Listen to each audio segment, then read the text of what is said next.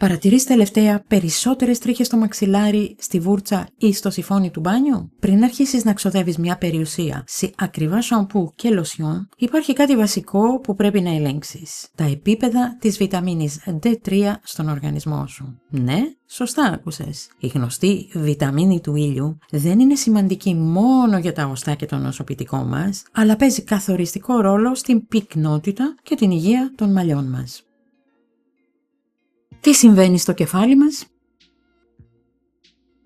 Για να το καταλάβουμε απλά, κάθε τρίχα στο κεφάλι μας γεννιέται και τρέφεται μέσα σε έναν μικροσκοπικό σάκο που λέγεται θύλακας. Οι θύλακες αυτοί είναι γεμάτοι από υποδοχής βιταμίνης D. Όταν η D3 είναι στα σωστά επίπεδα, λειτουργεί σαν το ιδανικό λίπασμα. Δίνει σήμα στον θύλακα να ξυπνήσει, να δημιουργήσει νέα τρίχα και να κρατήσει την υπάρχουσα δυνατή. Τι γίνεται όμως όταν έχουμε έλλειψη? Οι θύλακες ατονούν, οι τρίχες εξασθενούν, μπαίνουν πρόωρα σε φάση πτώσης και το χειρότερο, το δέρμα δυσκολεύεται να γεννήσει καινούριες. Μελέτες μάλιστα έχουν δείξει ότι η χαμηλή D3 σχετίζεται άμεσα με μορφές τριχόπτωσης όπως η διάχυτη αλοπεκία, ακόμα και η γυροειδής αλοπεκία.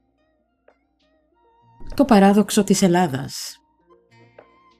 Και τώρα θα μου πείτε, καλά, ζούμε στην Ελλάδα με τόσο ήλιο, είναι δυνατόν να έχω έλλειψη βιταμίνης D? Κι όμως είναι.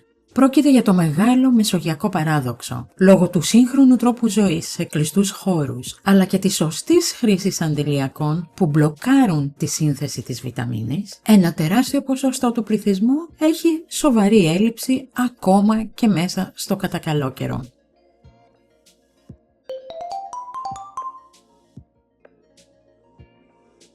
Αν λοιπόν βλέπεις τα μαλλιά σου να αραιώνουν και υποψιάζεσαι ότι η αιτία κρύβεται εκεί, το πλάνο δράσης περιλαμβάνει 3 απλά πράγματα που συστήνουν οι ειδικοί.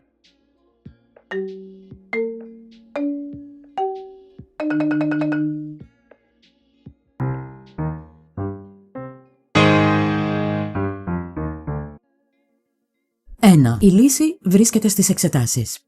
Το πρώτο και πιο βασικό βήμα που προτείνουν όλοι οι επιστήμονες είναι ένας απλός έλεγχος αίματος. Μία επίσκεψη στον γιατρό μας για να ελέγξουμε τα επίπεδα της βιταμίνης D είναι ο μόνος σίγουρος τρόπος για να δούμε τι πραγματικά συμβαίνει στον οργανισμό μας.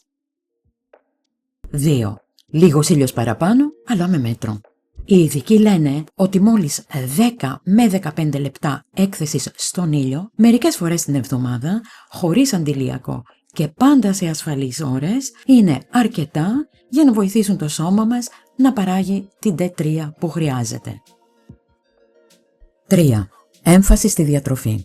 Μπορούμε να ενισχύσουμε το μενού μας με τροφές πλούσιες σε βιταμίνη D, όπως τα λιπαρά ψάρια και η κρόκη των αυγών. Φυσικά, αν οι εξετάσεις δείξουν μεγάλη έλλειψη, ο προσωπικός μας γιατρός είναι ο μόνος αρμόδιος για να μας καθοδηγήσει και να μας γράψει το κατάλληλο συμπλήρωμα στη σωστή δόση.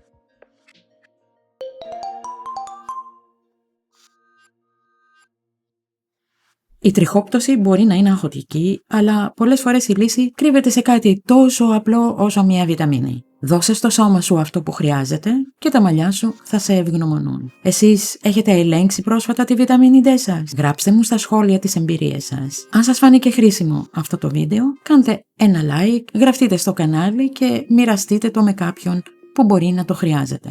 Μέχρι το επόμενο βίντεο, να είστε καλά και να προσέχετε τον εαυτό σας.